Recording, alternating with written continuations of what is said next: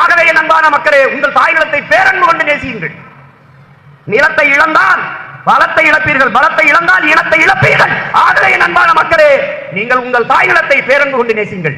அப்படி நாம் நிலத்தை இழந்தால் பலத்தை இழப்போம், பலத்தை இழந்தால் இனத்தை இழப்போம். அது நடந்துவிடக் கூடாது என்பதற்காக போராடி கட்டவர்கள் நம்முடைய மாவீரர்கள் என்பதை என் அன்பு மக்கள் அறிந்து கொள்ளும்.